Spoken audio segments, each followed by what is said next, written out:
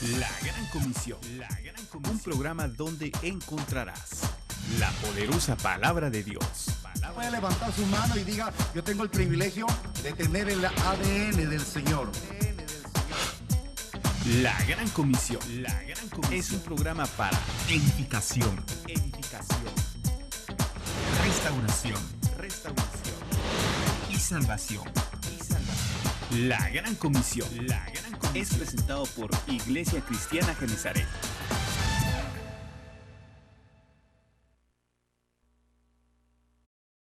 El Señor está trabajando en nuestros corazones, está trabajando en nuestras mentes, está trabajando en nuestras almas, en nuestros espíritus, y el Señor nos está llevando, nos está conduciendo por un camino en el que el Señor nos lleva hacia las sendas antiguas.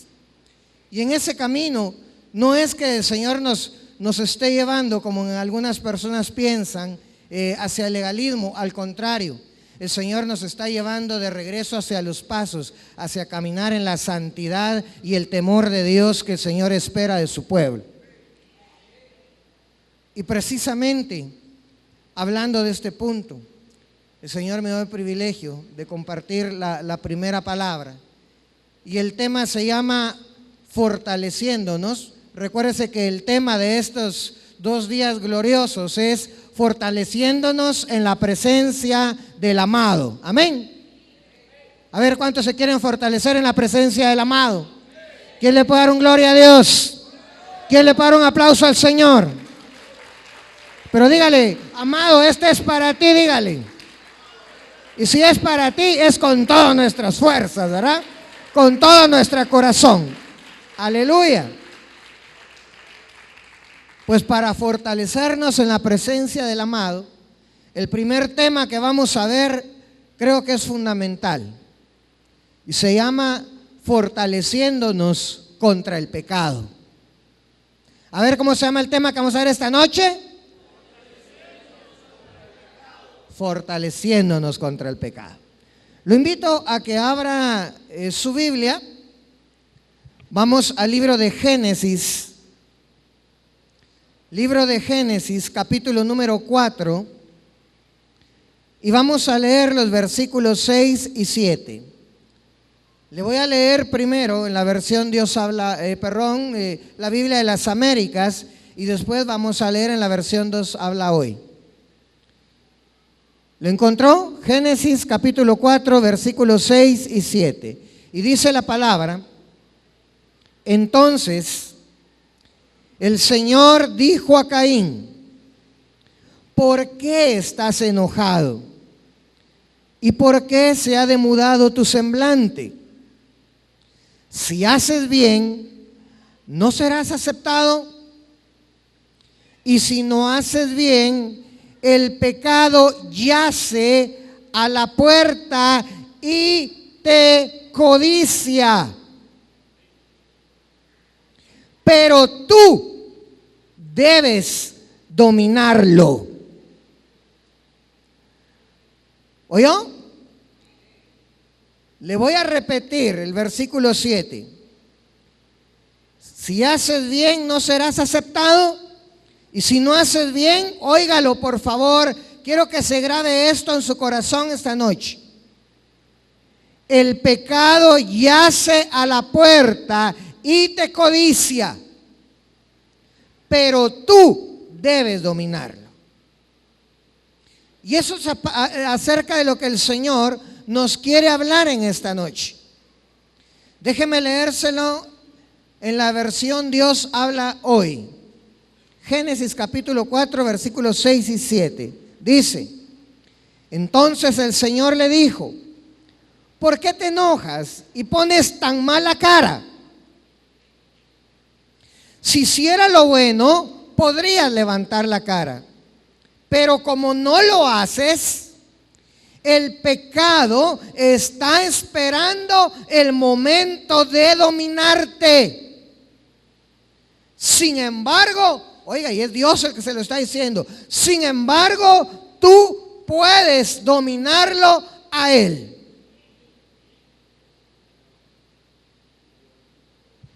Hoy, hermanos, vamos a aprender varias cosas importantes. Pero vamos a aprender de todo esto. Algo para mí de lo primordial es el hecho, amado hermano, amada hermana, de que el pecado no está dormido. El pecado no anda de vacaciones. El pecado está sentado a la puerta de su casa esperando que usted salga de ahí para poder caerle encima.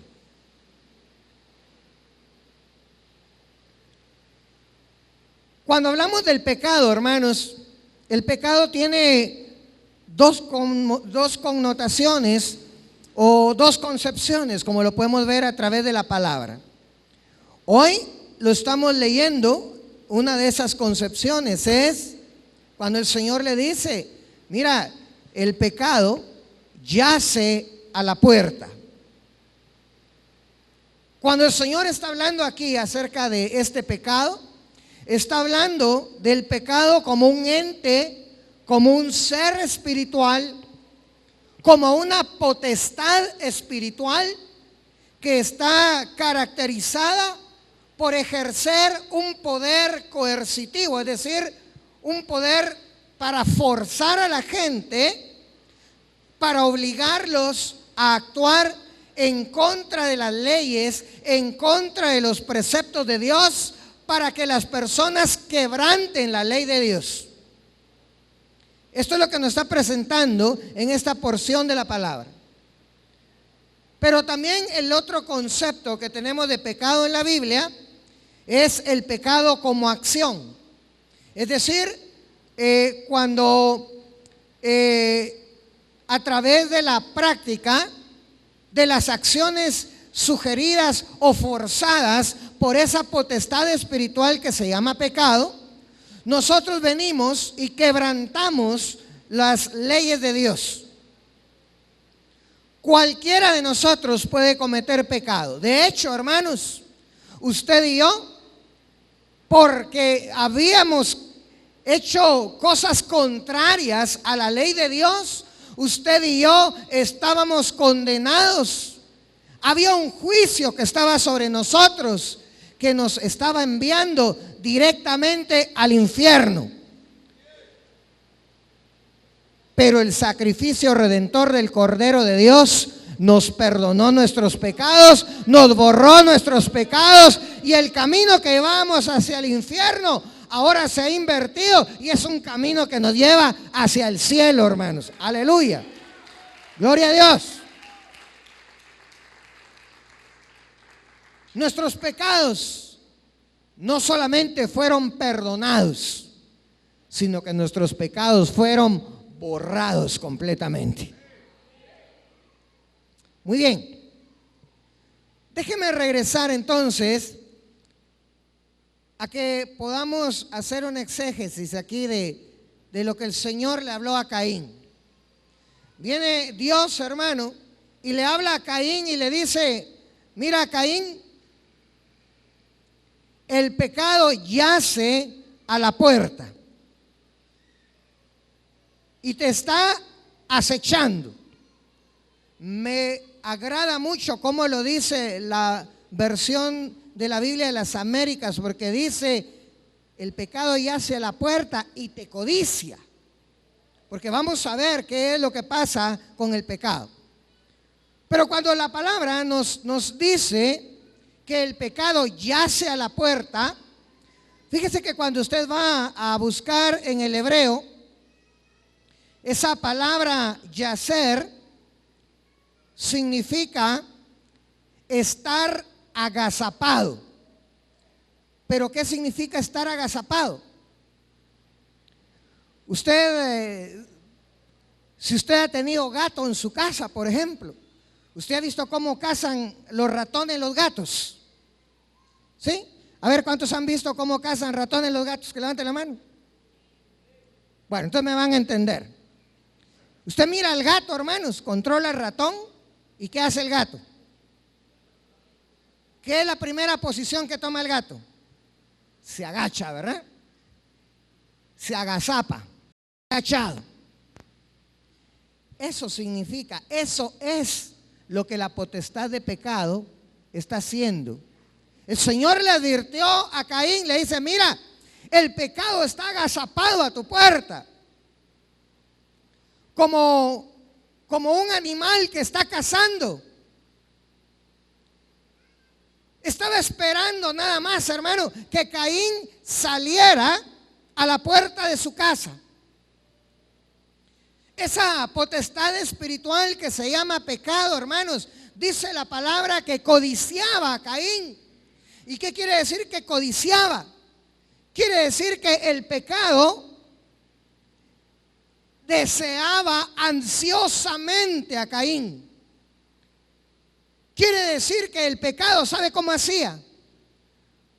Como cuando usted de repente, bueno, tiene a sus hijos pequeños y usted le pone una gran porción de un pastel que como le gusta. ¿Cómo hacen los niños? Se pasan la lengua así, ¿verdad? Se relame los labios. Eso es lo que hace el pecado. El pecado, hermanos, cuando estaba codiciando a Caín, estaba sentado a la puerta de Caín, esperando que Caín saliera, pero era tal el deseo que tenía el pecado de Caín que se relamía los labios, hermanos. Se le hacía agua a la boca esperando que Caín saliera, porque Caín era como un manjar para esa potestad llamada pecado. Caín no lo sabía. Caín estaba dentro de su casa tranquilamente, pero viene Dios y le habla a Caín y le dice, Caín, el pecado está sentado a tu puerta, te está esperando. ¿Y eso qué significa, hermanos? Significa que el pecado no actúa impulsivamente. Cuando estoy hablando de la potestad que se llama pecado, no actúa impulsivamente. Es decir, el pecado no viene y usted va caminando por ahí y de repente el pecado dice, vamos a ver si lo hacemos caer con esto. No, el pecado no hace eso. ¿Sabe qué hace el pecado? Planifica bien, hermano. Ahí está el pecado, sentado a la puerta de Caín. Estaba, hermanos, planificando bien cómo presentarse delante de Caín de una forma disfrazada, de incógnito, que no lo reconociera. Hermanos, por eso es que nosotros tenemos que aprender a vivir en el Espíritu. Porque muchas veces se van a presentar, el pecado se va a presentar delante de ti completamente disfrazado. Y si es por tus ojos carnales, no lo vas a poder distinguir. No vas a poder ver.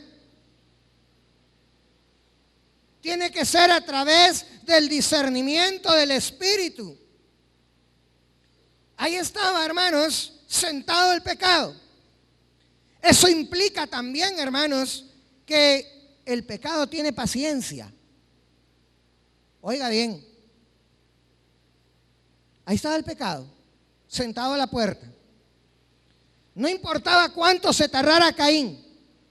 Podría tardarse unos minutos, podría tardarse unas cuantas horas, semanas, meses, años, pero algún día Caín tenía que salir de la casa. Y ahí estaba el pecado, sentado esperando. El pecado, hermano, no es como nosotros. Nosotros venimos, nos impacientamos y cuando ya perdimos la paciencia y algo no nos gusta, nos levantamos y nos vamos. O a veces nos ponemos a discutir o a alegar con otra persona cuando perdemos la paciencia. El pecado no. El pecado sí sabe tener paciencia para esperar el momento oportuno, porque algún día tenía que salir Caín de ahí.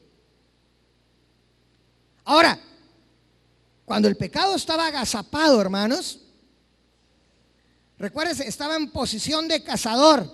¿Qué quiere decir eso? Oiga eso, por favor. Porque el pecado se considera a sí mismo como el cazador y lo consideraba a Caín como su presa. Caín era la presa del pecado. Y la situación es, mis amados hermanos, de que de la misma forma actúa también el pecado con los cristianos hoy en día.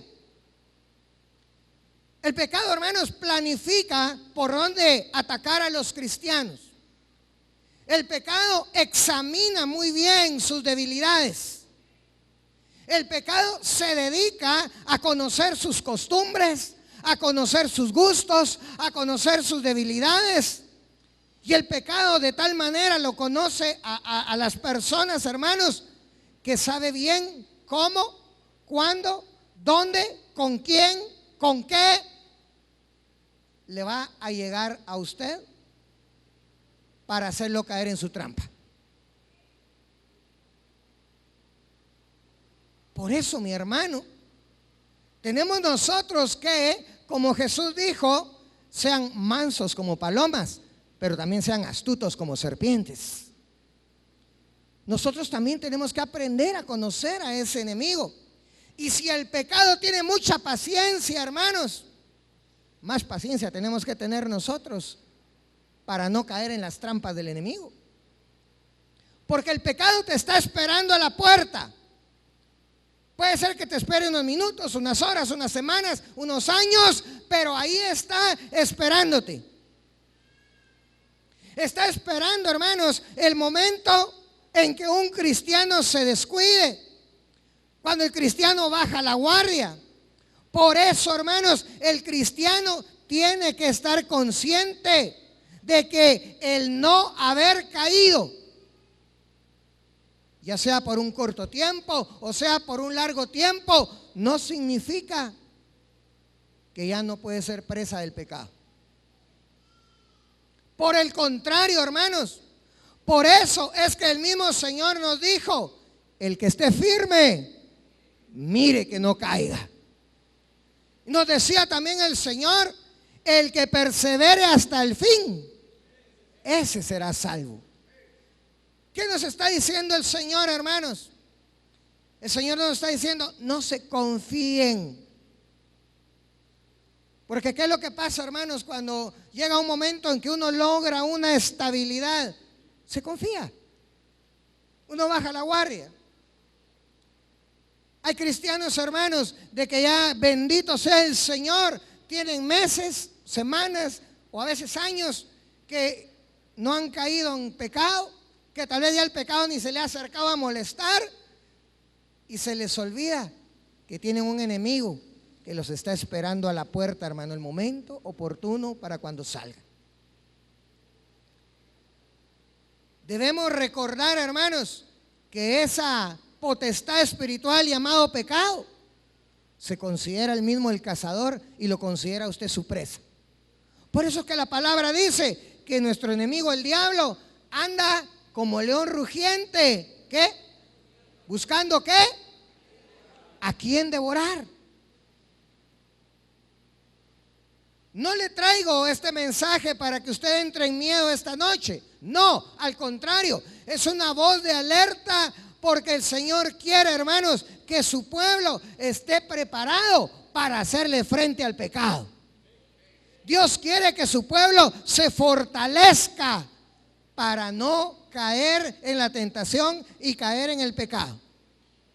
Ahora, si el pecado es el cazador y el cristiano es la presa, ¿qué es lo que tiene que hacer la presa? Usted lo mira en la naturaleza, hermano. Hay dos acciones que puede tomar la presa. Una es salir huyendo y la otra es hacerle frente. Usted mira, hermano, a un José cuando llega a la casa de Potifar. Él estaba sobre todo. El único que estaba encima de José se llamaba Potifar. Tenía la confianza de su amo, porque él lo había comprado, era su esclavo. Y usted recuerda la historia, cómo la esposa de Potifar viene, se fija en José lo mira y dice, ala, qué patojo más bonito, dice, qué guapo. Qué bonitos son sus cabellos, qué musculoso, qué cuadros tienen en el abdomen. Ala, está muy bien, dijo. Y le gustó. Y se recuerda usted que viene la mujer de Potifar, con engaño llama a José, y cuando ya lo tiene en su habitación, ella viene y se le insinúa y le pide que tenga relaciones con él. Y se recuerda usted cómo viene José, le dice, no, no puedo hacer eso. Tu esposo me tiene mucha confianza y yo no le puedo fallar a tu esposo, pero principalmente no le puedo fallar a Jehová. Y dice la palabra que cuando vino la mujer de Potifar, lo agarra de sus ropas y lo quería forzar a tener relaciones sexuales con ella. Dice la palabra que José viene, como pudo, se zafó, le dejó su ropa en las manos y dice que salió huyendo desnudo. ¿Qué estaba pasando ahí? Ahí estaba precisamente el pecado. Ahí estaba la potestad de pecado, utilizando a la mujer de Potifar, que era la cazadora. Y ahí estaba la presa que se llamaba José. Pero José, teniéndole temor a Dios, vino y prefirió salir huyendo, hermano, pero no caer en pecado. Esa es una opción que tenemos, salir huyendo. Alguien dirá por ahí, ah, no, hermanos, eso no es de hombres. Y la palabra dice que Dios nos ha dado un espíritu de valentía, no de cobardía. Eso es de cobardes. Bueno, entonces déjeme que revisemos un poco la palabra. Acompáñeme, por favor, a Primera de Timoteo, capítulo 6.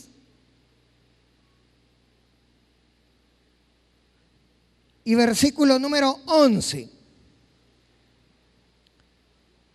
Le voy a leer en la versión Dios habla hoy. Dice la palabra, pero tú, hombre de Dios, ¿a quién le está hablando, hermanos? ¿A quién le está hablando? Bueno, a Timoteo, pero yo quiero que usted se centre en esto. Le está hablando a un hombre de Dios. Amén. A ver, quiero ver cuántos hombres de Dios hay en este lugar.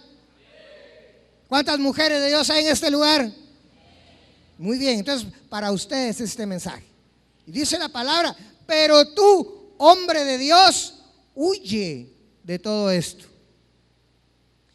Lleva una vida de rectitud, de piedad, de fe, de amor, de fortaleza en el sufrimiento y de humildad de corazón.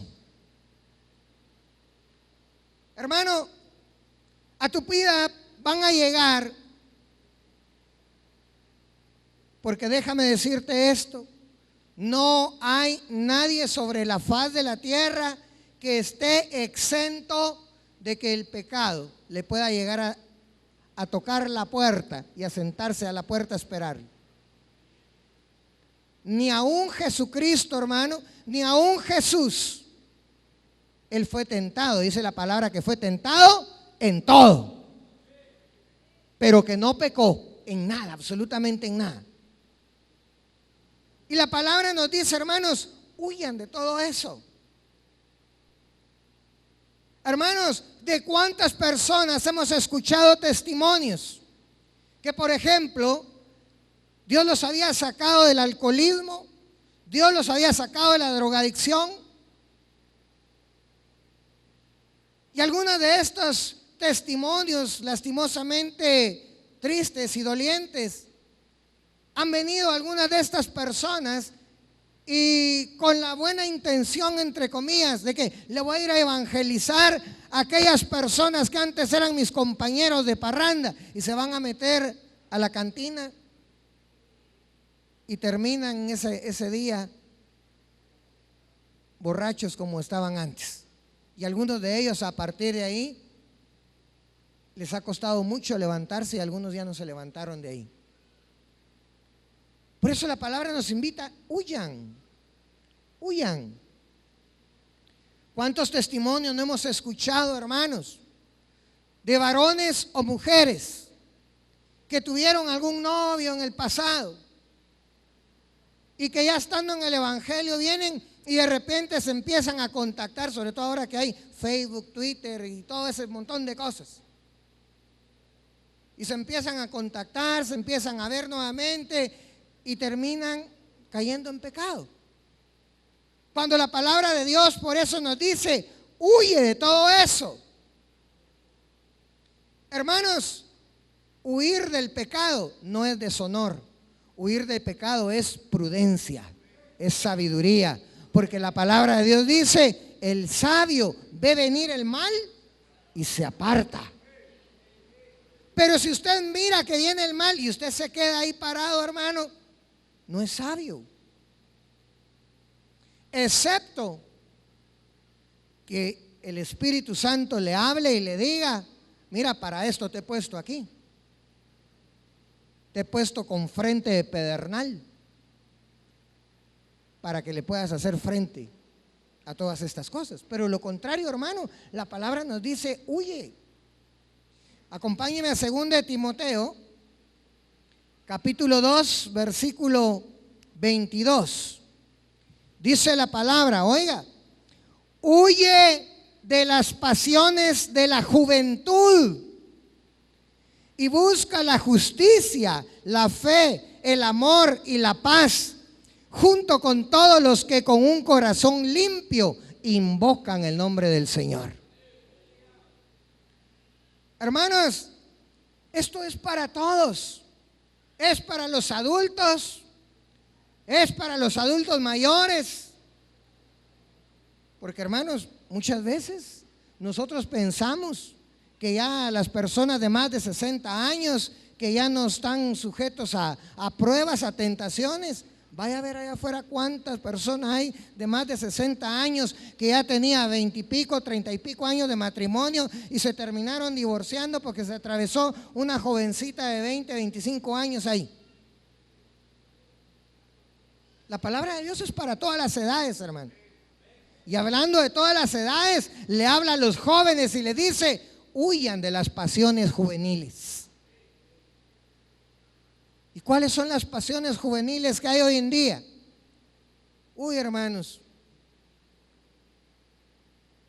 con el cable, con las cadenas de cines que hay, que lo que están estrenando en Nueva York o en Alemania o Inglaterra, lo están estrenando el mismo día en Guatemala, con el internet, con las redes sociales, con la pornografía que hay en internet, con un montón de cosas que hay hoy, hermanos, donde se han visto niños de primaria en colegios de aquí en nuestra ciudad, hermano, y en colegios cristianos, donde les han decomisado los celulares, porque en los celulares tienen un montón de fotos de pornografía.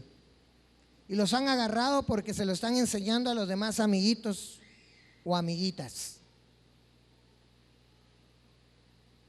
Una sociedad donde nosotros vivimos ahora, hermanos, donde cada día a más temprana edad son bombardeados nuestros niños con todas esas pasiones juveniles. Hoy día hay niños, hermanos, de 6, 7 años que si usted les quiere hablar de sexo, ya no les tiene que hablar de abejitas y de pollitos, porque ellos ya van más adelante que usted, y cuando usted les quiere explicar eso, ellos ya saben qué es lo otro. Y hablo para los jóvenes de esta iglesia, el Señor le dice, huyan de las pasiones de la juventud. Hermanos, déjeme recordarle que el tesoro más grande dentro de las iglesias son los jóvenes de las iglesias. Ellos son el futuro de la iglesia, hermano. Porque los más grandes nos vamos haciendo más grandes, y nos guste o no, algún día nos vamos a ir con el Señor. Si es que el Señor no viene antes y nos lleva arrebatados. A ver, ¿cuántos de aquí se quieren ir arrebatados? Pero mientras no pase eso, nuestro camino, hermanos, es irnos a dormir y esperar que el Señor, cuando suene la final trompeta, nos levante donde estemos durmiendo, nos transforme y nos arrebate con Él. Pero lo contrario, hermano, el camino de la gente adulta en las iglesias es, como dice Pablo, este tabernáculo exterior se va deteriorando, aunque el interior se va renovando día a día. Amén. Pero el tabernáculo externo, hermanos, se va deteriorando. Por eso es que hay muchas iglesias que están muriendo hoy en día, hermano. Porque los niños que nacieron en esa iglesia, abran bien sus oídos, maestros de niños de esta iglesia. Los niños que nacieron dentro de las iglesias no fueron educados, bueno, y no solo los maestros, los padres de familia de esta congregación, porque los niños no fueron engendrados en el evangelio. Porque muchas veces creemos que con solo venir a presentarlos, el Señor ya los tiene guardados. Recuérdese que hay un trabajo que tienen que hacer los padres, que tienen que hacer los ministros y que principalmente van a culminar en que ese niño tiene que llegar él o ella voluntariamente a reconocer a Cristo como Señor y Salvador. Por eso, y no le estoy diciendo mentiras, hermano, hay iglesias que ya han desaparecido en Guatemala. ¿Por qué? Porque se quedaron ya solo gente grande, y todos sus niños y jóvenes ya no están. ¿Y dónde están? En las pasiones juveniles. ¿Dónde están? Bueno, le iba a mencionar algunos lugares de por aquí, pero no, porque si no les voy a hacer propaganda. Pero ahí están, en los antros de perdición. Ahí están. ¿Y dónde deberían estar? En la iglesia, alabando, adorando, glorificando a Dios, gozándose en la presencia de Dios, llenándose de la presencia del amado. Pero muchos no están ahí. Por eso, hermanos, nosotros debemos aprender, porque sabe una cosa: el que no aprende a huir del pecado, tarde o temprano va a ser presa del pecado. El joven que no aprende a huir de las pasiones juveniles, tarde o temprano el cazador lo va a cazar. Por eso el Señor, hermanos, quiere que nos preparemos para hacerle frente al pecado. ¿Cuál es la otra acción que puede tomar la presa ante el cazador? La primera, puede huir, ya lo vimos. La segunda, puede pelear.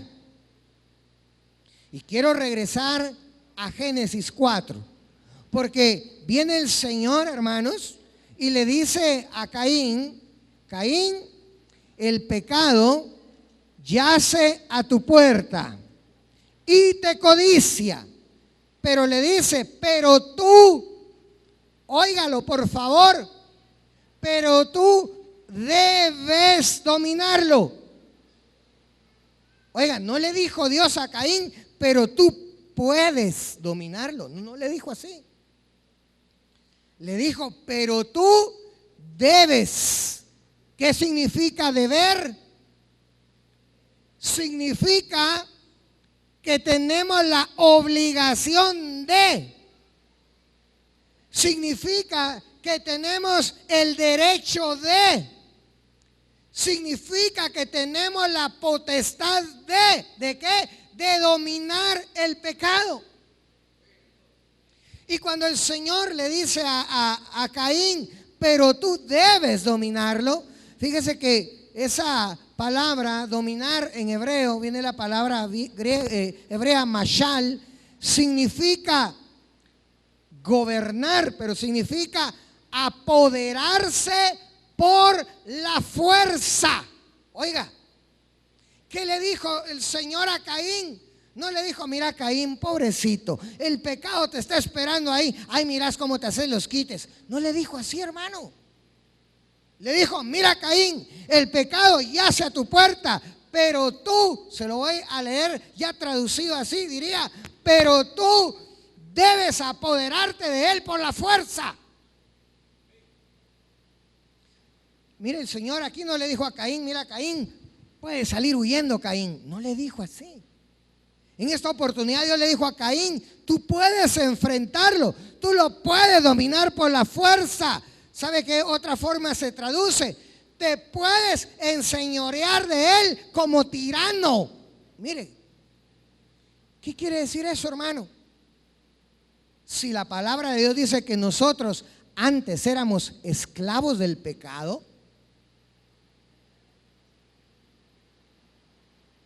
hermano, no hay para dónde. Aquí, todos los que estamos aquí, dice la palabra que antes éramos esclavos del pecado. Y cuando esa potestad llamada pecado era su amo, a usted no le andaba preguntando, mira, ¿te querés ir a echar un trago? ¿No? Esa potestad le decía, mira, te vas a ir, el día que te paguen en la quincena, te vas a ir a gastar ese dinero allá a la cantina, allá a la discoteca, ahí. El problema era el día siguiente cuando llegaba a su casa y la esposa esperando que le llevara el dinero de la quincena, ya se lo había ido a beber en licor. Y el pecado no le preguntaba a usted, el pecado le decía, lo vas a hacer porque lo tenés que hacer. No me va a levantar la mano, pero ¿cuántos de aquí no querían pecar? ¿Cuántos de los que están aquí decían, no, yo no me quiero ir, disculpen la expresión chapina, no me quiero ir a chupar? Pero sin embargo, acababan ahí. ¿Cuántos de los de aquí probablemente decían, no, yo ya no quiero seguir en esa relación adúltera, o ya no quiero seguir en esa relación fornicaria, ya no quiero? Pero sin embargo, cuando ustedes sentían, estaban ahí. Porque el pecado se enseñoreaba de nosotros. Pero el Señor, ahora dice la palabra, que donde está el Espíritu de Dios hay libertad. Y ahora nosotros tenemos libertad. Aleluya. Ahora,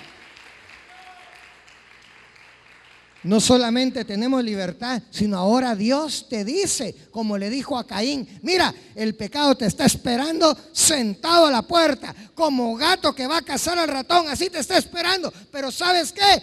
Tú puedes gobernarlo como un tirano. ¿Sabe cómo más se traduciría? Tú debes ponerle el pie sobre el cuello. A ver, ¿a cuánto les gustaría tener el pecado así?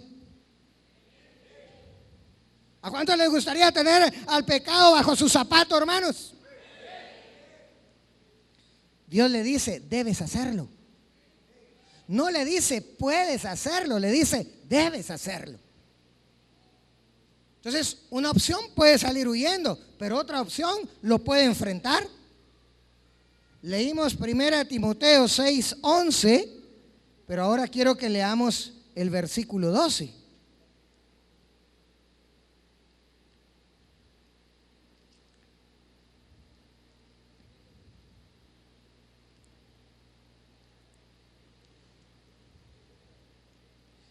Dice 1 Timoteo 6:12, pelea la buena batalla de la fe. Echa mano de la vida eterna, a la cual fuiste llamado, y de la que hiciste buena profesión en presencia de muchos testigos. Se lo va a leer en la versión Dios habla hoy. Dice, pelea la buena batalla de la fe, no dejes escapar la vida eterna, pues para eso te llamó Dios. Y por eso hiciste una buena declaración de tu fe delante de muchos testigos. Mira, hermano, a mí me sorprendió porque en el versículo 11 dice, huye de estas cosas. Pero en el versículo 12 le dice, pelea la buena batalla de la fe.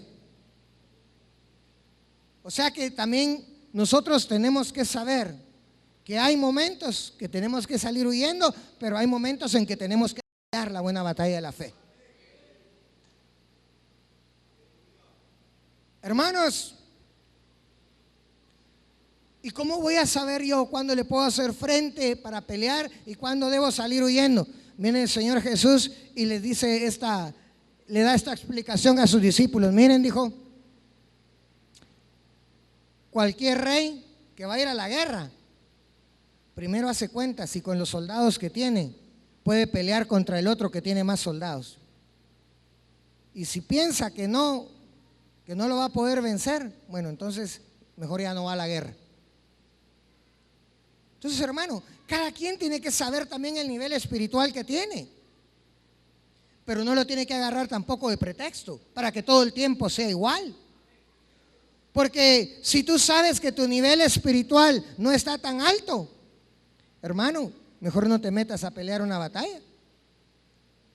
Cierta persona en determinado momento, hermano, había una mujer que en medio de una congregación se manifestó un espíritu inmundo. Y ahí estaban los ancianos de la iglesia. Lastimosamente no era una iglesia donde ellos llevaran la doctrina como nosotros la hemos recibido de la palabra, ¿verdad?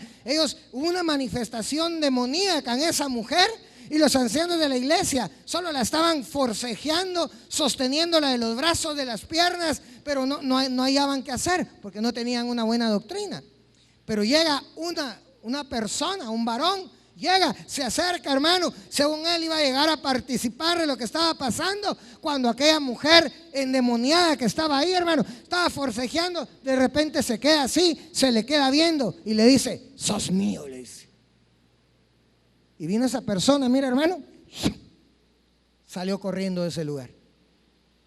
¿Por qué? Porque sabía que no estaba preparada espiritualmente, pero todo el mundo se llegó a meter ahí. Hay que tener cuidado. Por eso, hermano, cuando llegaron aquel grupo de judíos que dice que llegaban y le empezaron a decir a un endemoniado, eran varios hermanos, llegaron ahí con un endemoniado y le dicen, te vas fuera en el nombre de Jesús, el que predica Pablo. Miren, el Jesús que predica Pablo. Y ellos entonces, ¿qué Jesús tenían? No tenían a Jesús. Pero ellos querían llegar con sombrero ajeno a saludar, hermano. ¿Y qué dice la palabra que pasó? Que vino el demonio y le dio una revolcada a aquellos y salieron huyendo, hermano. Entonces, tiene usted que conocer también su nivel espiritual. Pero hablando de ese nivel espiritual, hermanos, también nos declara la palabra, Santiago 4:7, dice la palabra, sométanse pues a Dios, resistan al diablo y éste huirá de vosotros. Entonces, hermano, mire pues, hay cierto momento en los que usted huye del pecado, pero se llega el momento en que si usted, como dice ahí la porción de la palabra que acabamos de leer, sométanse pues a Dios. Si usted está sometido a Dios, está buscando a Dios, alaba a Dios, adora a Dios, ama a Dios, busca a Dios con todo su corazón, lo hace de todo corazón, está lleno del Espíritu Santo, prepárese porque el diablo va a salir huyendo de usted. Aleluya. A ver, ¿cuántos quieren que el diablo salga huyendo? Le voy a volver a hacer la pregunta, porque hermanos, hay lugares donde le dicen, shh, no hable del diablo usted porque lo va a enojar, se va a menear y ya va a ver. A ver, ¿cuántos de aquí quieren que el diablo salga huyendo delante de ustedes? Sométanse a Dios pues, y el diablo va a huir de ustedes. Dice 2 Timoteo 4:7, hablando Pablo nuevamente, le dice, he peleado la buena batalla, he llegado al término de la carrera, me he mantenido fiel. Hola, mírese Pablo, hermanos. ¿Con qué razón echaba fuera demonios? ¿Con qué razón hacía grandes sanidades? ¿Con qué razón era el perito arquitecto de la iglesia? Él mismo dice, me he mantenido fiel. Ahora, Mire qué le espera a los que pelean la buena batalla. Dice, ahora me espera la corona merecida que el Señor, el juez justo, me dará en aquel día. A ver, ¿cuántos de aquí quieren esa corona? ¿Qué tienen que hacer? Pelear la buena batalla de la fe. ¿Y cómo? Manteniéndose fiel. Amén. Y dice Pablo, oiga, y no me la dará solamente a mí, sino también a todos los que con amor esperan su venida gloriosa. Aleluya. Entonces, esa corona no estaba reservada para Pablo, esa corona está reservada también para usted. Puede levantar su mano derecha y confiese, el Señor me tiene una corona reservada para mí. Si peleo la buena batalla de la fe y me mantengo fiel, hay una corona esperándolo a usted, hermano. Aleluya. Algunos cristianos, hermanos, se escudan diciendo, hermano, si hasta el Señor Jesús dijo que el espíritu está dispuesto, pero la carne es débil. Hermano, yo lo invito a que antes de dar una excusa, antes de dar un pretexto como este, por favor, revise bien su teología, revise bien sus fundamentos bíblicos. Porque si usted lee detenidamente, hermano, el Señor Jesús viene y le dice, velad y orad para que no entréis en tentación. El espíritu, la verdad, está dispuesto, pero la carne es débil. ¿Qué le estaba diciendo ahí el Señor? Hay dos tipos de personas. Los que están en el espíritu, que siempre están dispuestos para el Señor, pero los que están en la carne, que esos son los que se mantienen débiles. Por eso, hermano, antes de decir, hermanos, que la carne es débil, mejor considérelo. Está consciente de lo que está diciendo, porque ¿sabe qué está haciendo ahí? Confesando usted que es un carnal. Antes de volver a poner ese pretexto, piénselo y dígale al Espíritu que por favor lo dirija. Porque si no, usted mismo está confesando que usted es un carnal, hermano. Por eso, hermanos, bien dijo Jesús, el Espíritu está dispuesto. El que está buscando a Dios en el Espíritu está dispuesto a ser vencedor, porque el Señor le prometió que usted iba a ser un vencedor en Cristo Jesús, porque todo lo puede en Cristo que lo fortalece. Aleluya.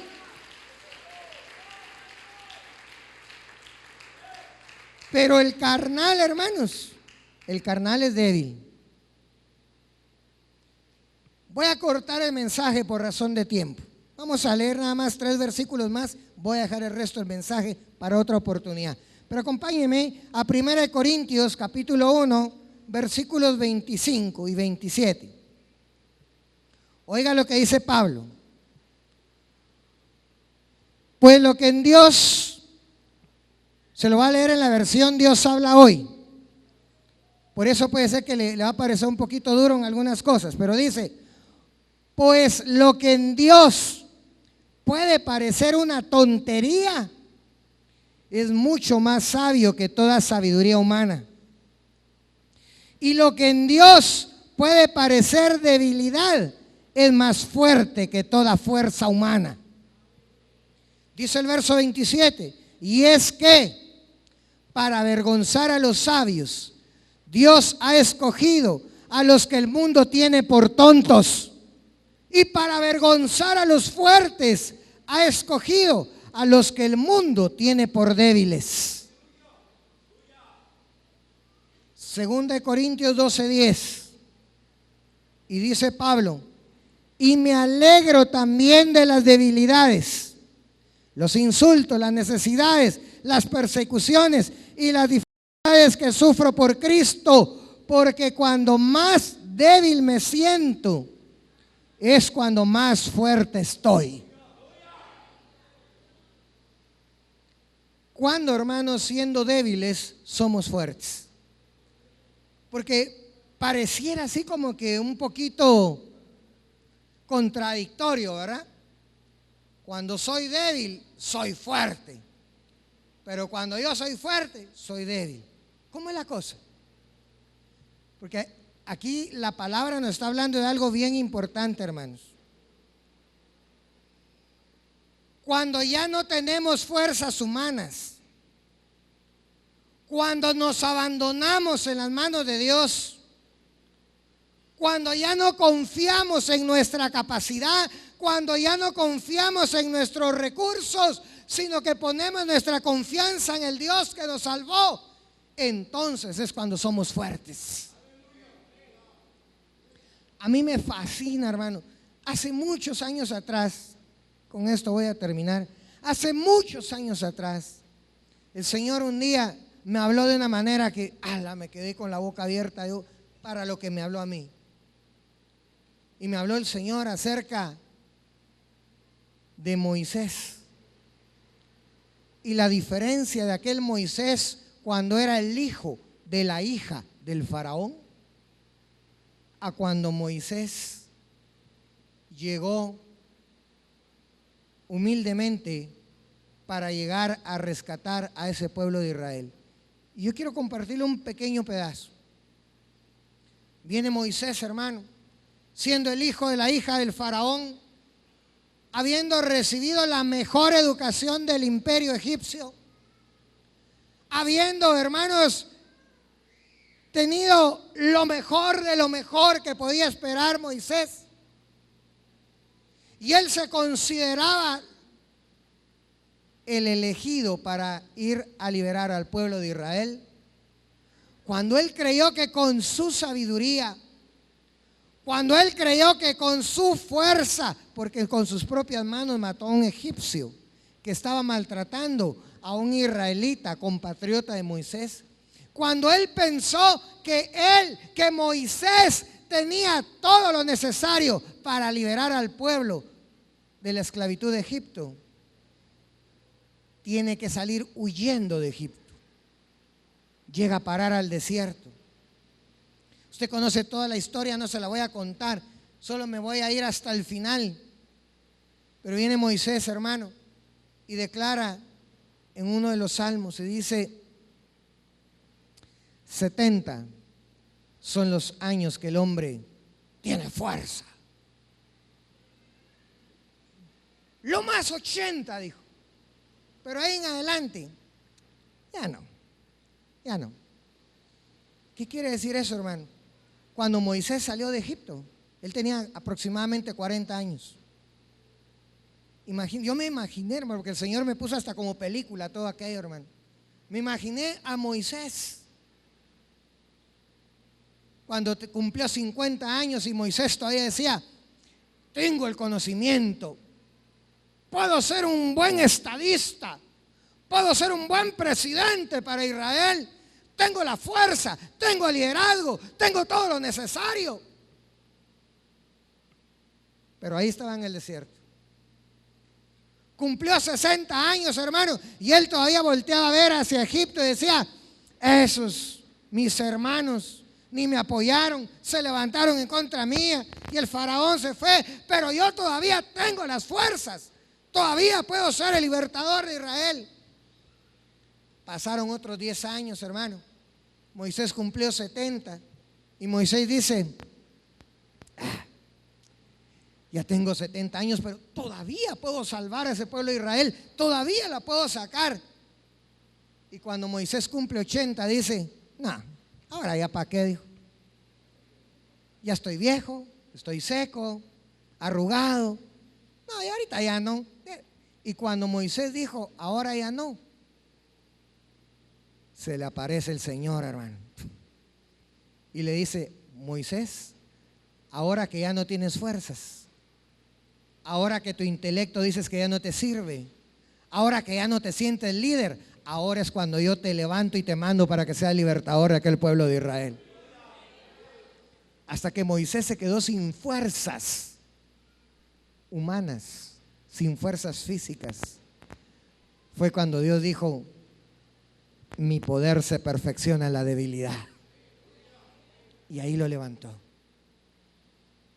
Y esa es la misma historia de muchos cristianos.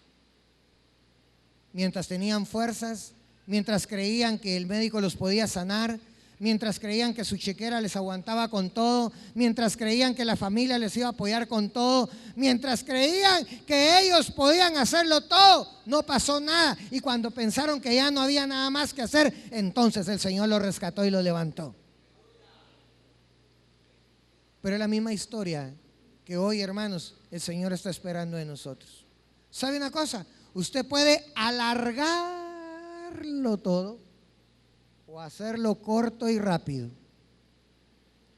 En la medida en que usted siga confiando en su intelecto, en sus fuerzas, en sus recursos, se va a tardar en que el poder de Dios se perfeccione en usted.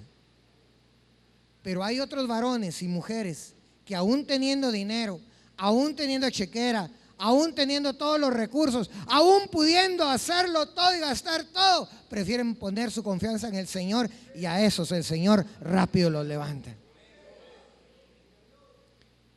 Porque por el contrario, hay otros que no tienen nada de dinero, pero su corazón sigue lleno de orgullo, sigue lleno de autosuficiencia. Aún son fuertes ellos, y mientras ellos crean que son fuertes, van a ser débiles en el espíritu. Pero cuando sean fuertes en el espíritu y débiles en la carne, es cuando el poder de Dios se va a manifestar en cada uno de nosotros. Hermano, hubo uno que teniéndolo todo, lo abandonó todo para venir aquí a la tierra a morir y salvarnos a nosotros. Solo le voy a compartir esto, porque cuando lo leí, hermano, me tocó el corazón tan profundamente que hasta me costó que la manzanita de aquí cuesta que suba, hermano. Porque estaba viendo un extracto de un análisis que hizo un forense. Usted sabe que los forenses son los médicos que se dedican a estudiar a los fallecidos o a los asesinados, y ellos, a través del examen del cadáver o de las circunstancias que pasan alrededor, ellos pueden dar un diagnóstico de cuál es la causa de la muerte. Me llamó la atención porque cuando vi el título decía CSI Jesucristo, que CSI en inglés es la investigación en la escena del crimen. Y entonces viene el forense, hermano, y hace un análisis basado en lo que relata la Biblia acerca de Jesús. Y se lo traigo, hermano, porque Él, siendo el poderoso, se hizo débil por nosotros. Y oiga esto, se lo va a leer rápido. Dice que la documentación histórica romana establece que desde la detención de Jesús hasta la muerte en la cruz transcurrieron 24 horas, y que una vez crucificado sobrevivió 2 horas, cuando algunos crucificados duraban incluso hasta varios días, dependiendo de la intensidad de las torturas previas a las que haya sido objeto. Las punciones de todo el cuero cabelludo de Jesús señalan que no fue una corona simple, sino fue un casco tupido de espinas lo que llevó en la cabeza. Espinos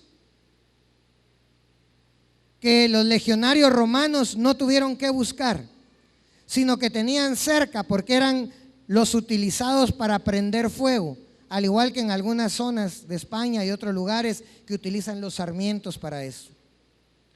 La nariz de Jesús la tenía fracturada por un golpe.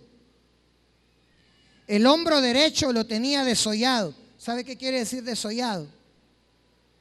Quiere decir que ya no tenía piel, que únicamente estaban los huesos ahí, expuestos. El hombro derecho de Jesús se le miraba la clavícula, se le miraba la articulación glenohumeral, El hombro derecho estaba desollado por el peso del patíbulum, o palo corto de la cruz, cuyo peso era entre 40 y 50 kilos. Los latigazos los recibió de un flagellum romano, o látigo, que partía de un palo o asidero y cuyas colas terminaban en bolas de plomo. La ley prohibía golpear con este látigo en la cabeza o en otros órganos vitales para provocar sufrimiento, pero no la muerte. De modo que Jesús, que recibió hasta 300 impactos de estas bolas de plomo, el triple de lo permitido por la ley judía, cuando él iba cargando la cruz ya llevaba varias costillas fracturadas en el momento de acarrear el patíbulum. También se desolló ambas rodillas. Quiere decir que ya no tenía piel en las rodillas. Únicamente era el puro hueso de la rótula el que llevaba él ahí. También desolló ambas rodillas hasta la rótula por el efecto de las caídas y el peso del palo de la cruz.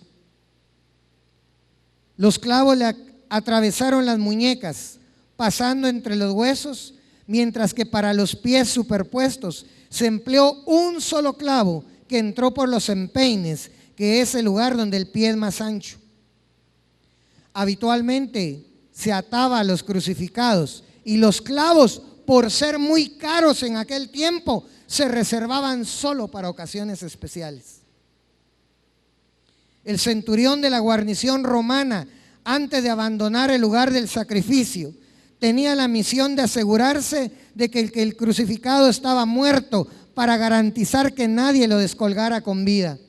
Por lo que en el caso de Jesús le atravesó el corazón, clavando la lanza de abajo hacia arriba y de derecha a izquierda. Quiere decir que le entró por aquí, le atravesó todo el lado derecho para atravesar el corazón hasta pasar al lado izquierdo.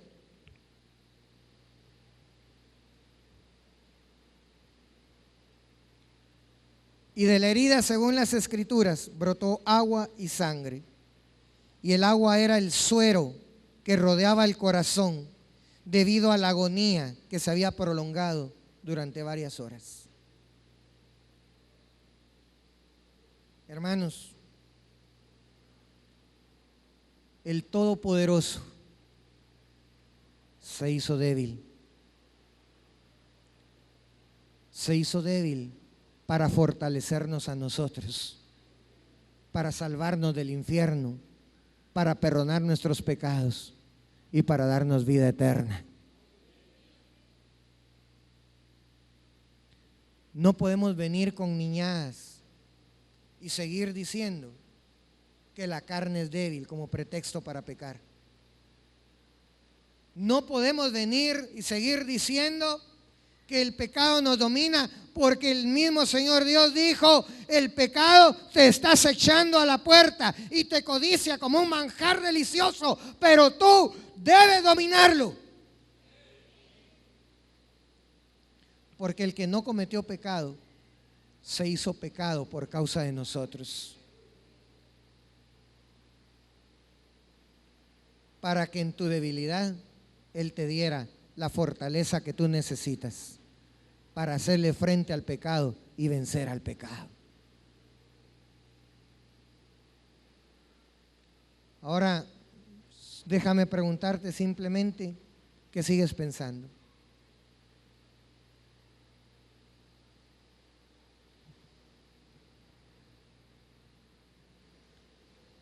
La palabra de Dios dice que si aquí hubiera alguno de nosotros que dijera que no ha cometido pecado, dice que haríamos a Dios mentiroso. Pero la palabra de Dios también dice que nosotros podemos vencer al pecado y que el pecado puede huir de nosotros si nosotros nos sometemos a Dios.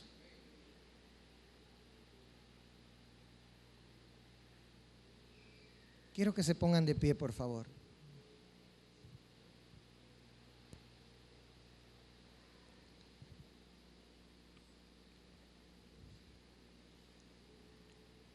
Cierra tus ojos, por favor. Cierra tus ojos.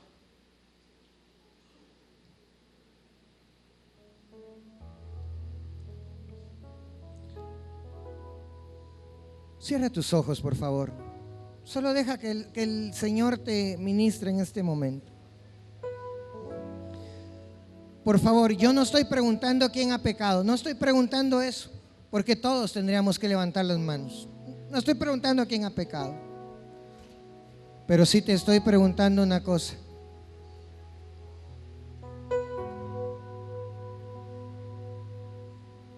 ¿Quién quiere que el pecado salga huyendo delante de usted? ¿Quién quiere que su vida esté fortalecida para pelear en contra del pecado? Hermano, cuando yo leía esto que les acabo de leer, y por eso tuve que hacer un alto porque se me hizo un nudo en la garganta leyéndole lo que les estaba leyendo. Hermanos, mira, cuando Cristo Jesús estaba ahí en el huerto de Getsemaní, estaba orando, y su sudor caían como gruesas gotas de sangre. Y él hablaba con el Padre y le decía: Padre, si puede pasar esta copa amarga de mí, pásala. Recapacitó y dijo: ¿quién le va a dar salvación a estos?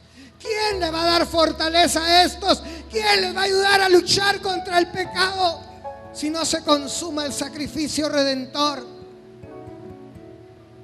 Y en su debilidad se fortaleció, hermanos, y con valentía decidió levantarse de Getsemaní e ir a esperar a sus captores que llegaron para capturarlo, para llevarlo a la casa de Caifás, para condenarlo,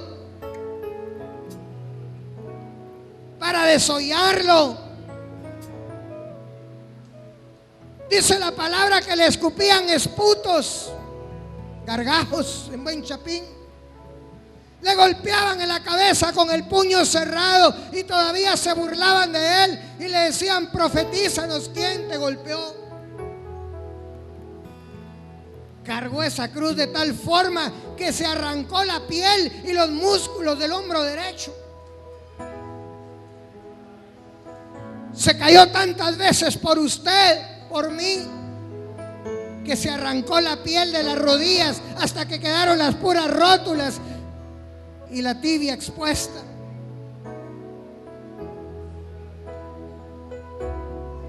Y cuando estaba en la cruz y entregaba el Espíritu al Padre,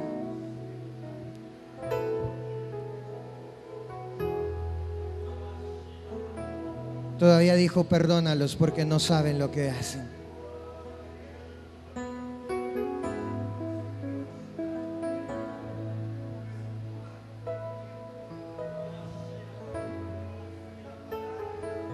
Estamos empezando unas actividades en este feriado que le llaman Semana Santa. Y qué ocasión más especial, hermano, que el Señor nos dice: hijos míos, levántense esta noche y salgan fortalecidos en contra del pecado, porque he aquí que yo los quiero levantar como una nación santa, dice el Señor.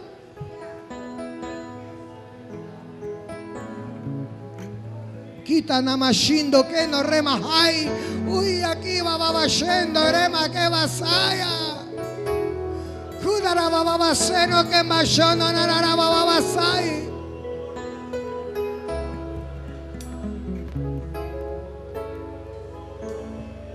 ¿Quién con corazón humilde y sincero le puede decir al Señor: Señor, yo quiero que esta noche tú me fortalezcas para ya no seguir pecando?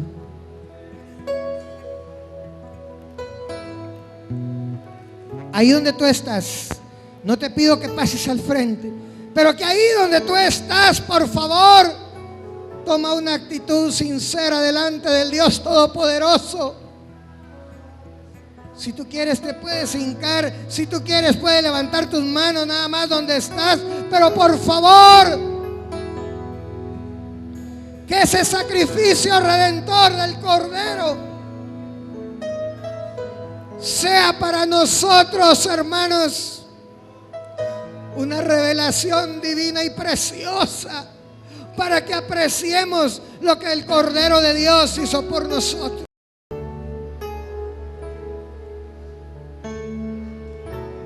¿Cuántos pueden decirle al Señor: Señor, yo quiero ser un sacrificio vivo y santo para ti? Yo quiero ser una ofrenda grata y agradable para ti.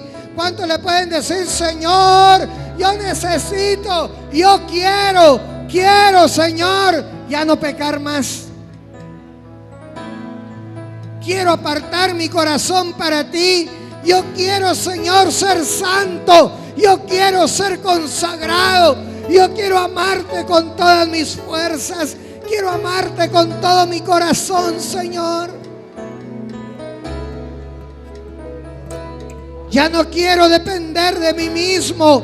Quiero depender de ti, Señor. Y a partir de esta noche quiero abandonarme en tus brazos. Quiero abandonarme en tus manos. Y quiero que tú, Señor, seas mi ayudador. Que tú seas mi restaurador.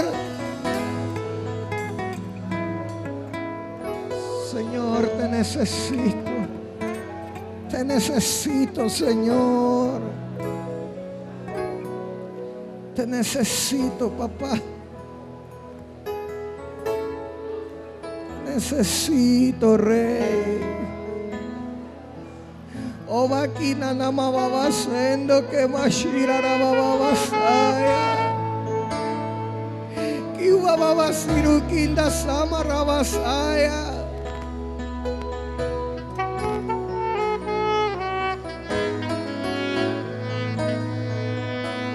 No pierda este momento, por favor. Siga hablando con su Señor. No pierda este momento. Deje que el Espíritu Santo le siga ministrando.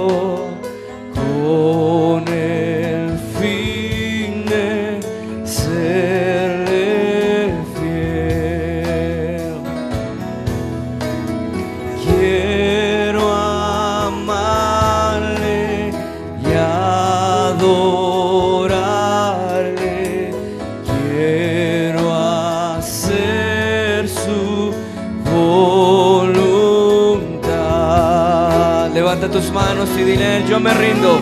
Yo me rindo a Él.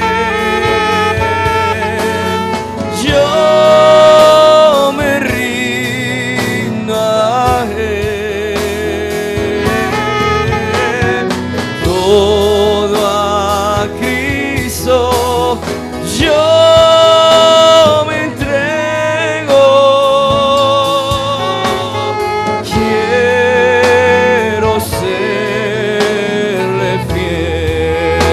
tu voz y dile a Él: yo me rindo a Él. Yo me rindo a Él. Todo a Cristo. Yo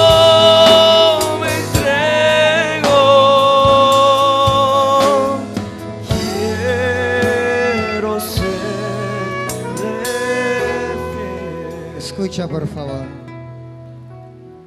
Aquel que empezó la buena obra en ti, ese mismo la perfeccionará hasta el día de Cristo. Pero el Señor no es alguien que deja las cosas a medias. Él, el que empezó la buena obra en ti, Él la va a terminar. Que es lo único que el Señor necesita. Solo necesita una actitud. Y la actitud es ser manso, ser humilde, ser obediente. Amarle a Él sobre todas las cosas. Que Él sea nuestro centro. Que Él sea nuestra prioridad. Y hermanos, el Señor te asegura que aquellas cosas que Él te ha prometido, fiel es para cumplirlas.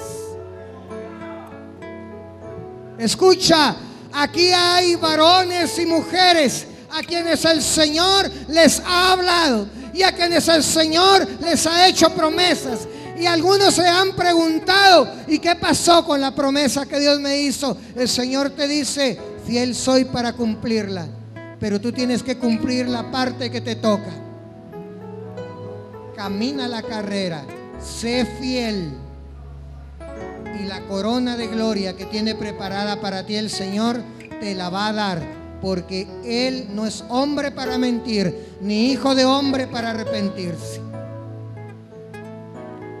Ahora, por favor, levanta tus manos al cielo y en agradecimiento, bate tus manos con una ofrenda mecida, dale gracias al Señor mientras terminas cantando este canto, pero no baje las manos, síguelas meciendo mientras cantas. Gracias, Señor Jesús, por amarme así. Gracias, Señor Jesús, por cuidar de mí. Gracias, Señor Jesús, por la vida que me das. Gracias te doy a ti. Con todo su corazón, vamos con todo su corazón. Gracias, Señor Jesús, por amarme así. Gracias, Señor Jesús, por cuidar de mí. Gracias, Señor Jesús, por la vida que me das. Gracias te doy a ti. Gracias, Señor Jesús, por amarme así. Gracias, Señor Jesús, por cuidar de mí. Gracias, Señor Jesús, por la vida que me das. Gracias te doy a ti. ¿Cómo podré pagar tanto favor? Nunca podré pagarte lo que soy, pues antes mi vida un lamento era, hoy es una nueva canción que vengo a entonar con el corazón. Alza tus manos, solo puedo alzar mis manos, solo puedo alzar mi voz y decirte que te amo, oh Señor. Nada tengo de mí mismo, todo me lo diste tú, y por eso hoy elevo a ti mi voz. Y por eso hoy elevo a ti mi voz. Y por eso hoy elevo a ti mi voz. ¿Cuánto le damos un aplauso al Señor? Un gran aplauso al Señor. Y le grita gloria a Dios. Dígale gloria a Dios. Bendito seas, amado. Gracias, gracias, gracias. Gracias, Señor. Aleluya. Vamos a orar por esta petición. No sé si hay más peticiones escritas, ¿no? Pero sí seguramente habrán algunos que tengan alguna petición en su corazón. Vamos a orar en este momento. ¿Puede inclinar su mano derecha hacia acá, por favor?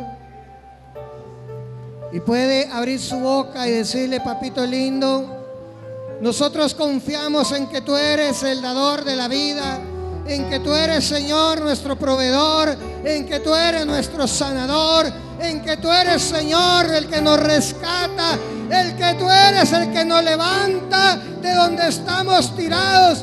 Y, Señor, tú eres nuestro todo. En ti confiamos, oh Jehová, y a ti levantamos nuestra voz esta noche, suplicándote que tengas misericordia de esta petición, mi Dios. Padre, bendice a la persona que escribió esta petición. Dale la petición de su corazón, Señor. Provéele todo lo que está pidiendo. Padre, glorifícate, Señor. Y que después esta persona pueda tener el valor de levantarse y dar testimonio de que tú eres un Dios que oye, un Dios que responde, un Dios, Señor, que no se queda con nada, sino que no se cansa de bendecir a sus hijos y a su pueblo. En el nombre de Jesús, nuestro precioso Salvador, te damos las gracias, Señor. Y le damos un nuevo aplauso al Señor. Aleluya. Gloria al Rey.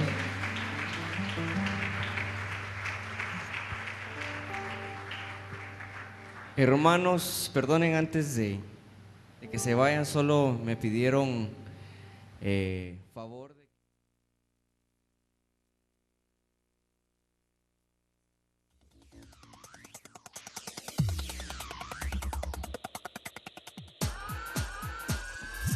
La Gran Comisión. Un programa donde encontrarás la poderosa palabra de Dios. Puede levantar su mano y diga: yo tengo el privilegio de tener el ADN del Señor. La Gran Comisión. Es un programa para edificación, restauración y salvación. La Gran Comisión es presentado por Iglesia Cristiana Genesaret.